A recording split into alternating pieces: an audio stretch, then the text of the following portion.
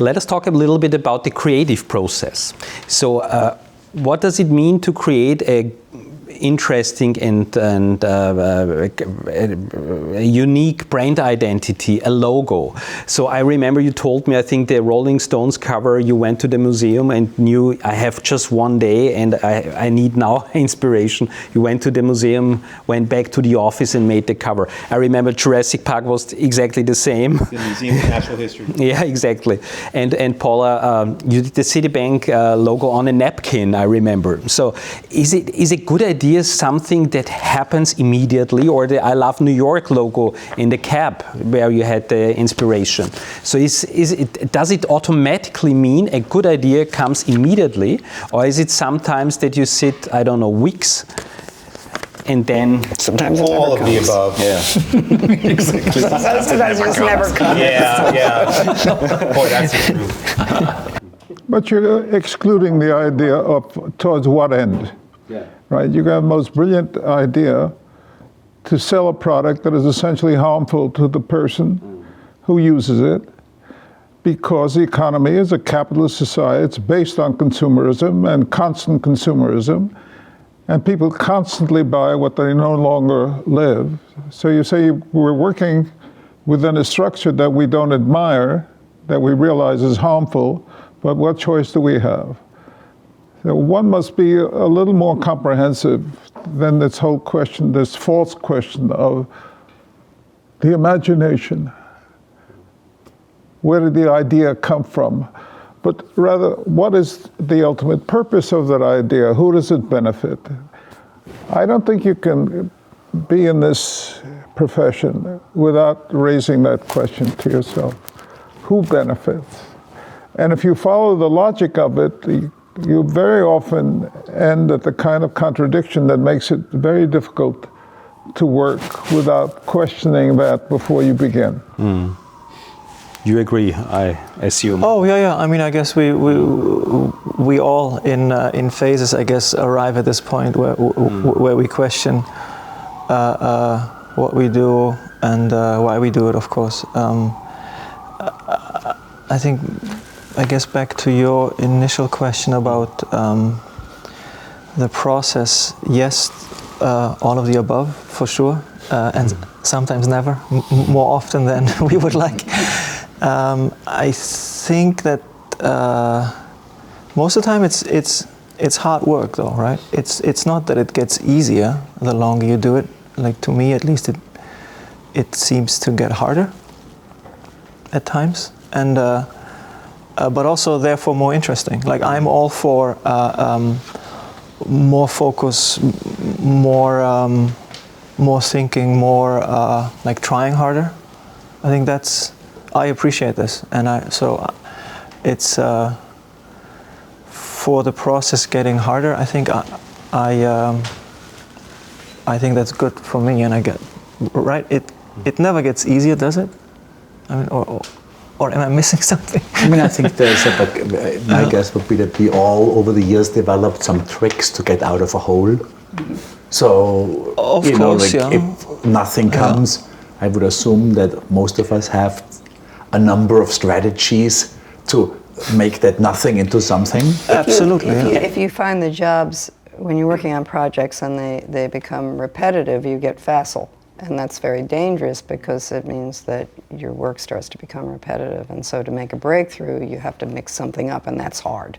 If it's hard, you're doing something right, because it's just too easy. In a way. If you're not careful, you become Sting. You look at the Police, and then you look at Sting or Listen, and it's a big difference. And I think that it's becoming facile. Yeah, that's dangerous. Have you ever been in the situation that you have a client meeting and no idea? Always. I don't even remember the client's name. Yeah. That's really bad. But isn't it does a designer have to be a good businessman in order to persuade a client that this is the right idea? Is it sometimes more difficult to convince a client that this is it. This is the idea that he should use for his brand, for his product, than to create the idea. Sometimes. Yes. Part of the reason that I'm still on staff at Knopf is that ensures that I don't have to be a good businessman. It doesn't matter. I get a salary. And, you know, I don't really have what these guys would call client meetings. I mean, I have an author that I have to please. That's the same. Yeah, but I don't have to, I never pitch anything. Like the jacket is the pitch. You either like this and it's working for you, for your piece of writing, or it's not. Like I can't, quote, sell them on it. It has to convince them on its own. So we do some selling. Like we don't pitch. Of course. Yeah, we don't pitch, but we definitely do some selling. Respect for you guys that you can do that. I think it's amazing. And you know, meaning before I opened the studio ages ago, I used to work for Tibor Kalman, and he was a fantastic salesman. I mean, fantastic. It was a joy to see it. And I was convinced that one of the reasons his studio, M & Company, one of the main reasons they were able to publish such good work was because he was really good at selling it. He was, you know, Absolutely. Yeah. I mean, I think that all of us who have practices that are, you know, where there's a changeable clientele and you're not working with a given set of people, you have to find, I think, your comfort and your ability to express why something's terrific, and that I mean, I'm not really, I wouldn't call myself a good salesperson, but I'm a really good teacher.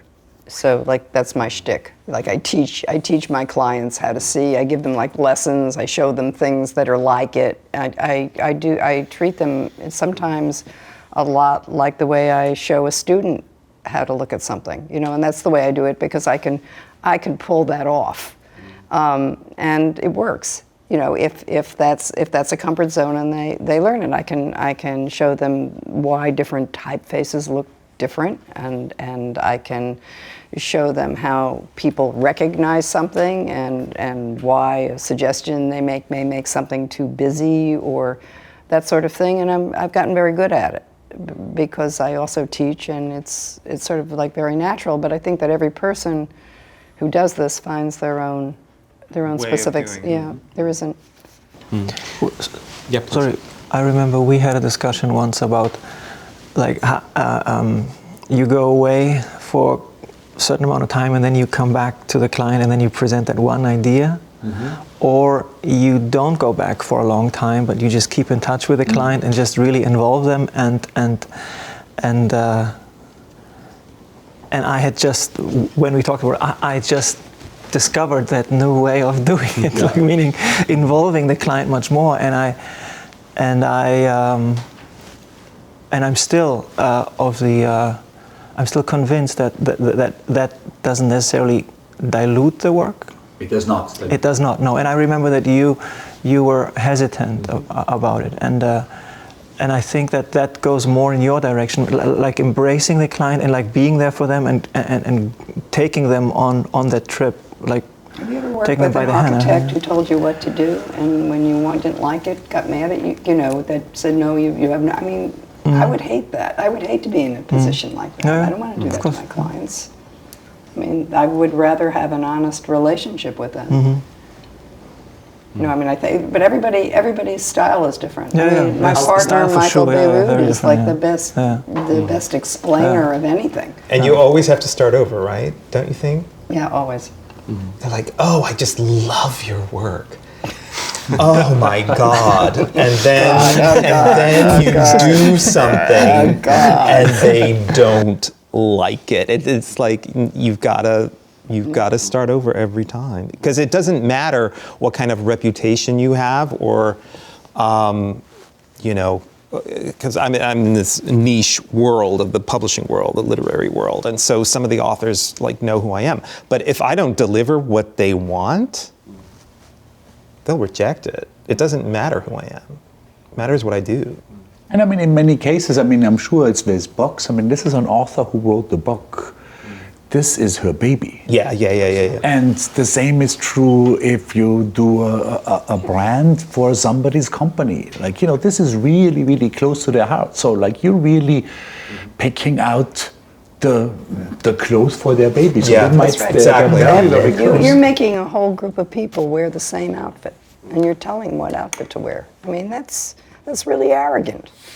So, you know, I mean... But you were talking in generalities. Well, the truth of the matter is that every relationship is different. Every person is different. It's only blind luck that you find somebody whose character is aligned with your own, so you will be in general agreement. Otherwise, you have to be prepared for no logical premise for agreement at all. Except in this circumstance, when you presented this, he happened to like blue and you happen to like blue.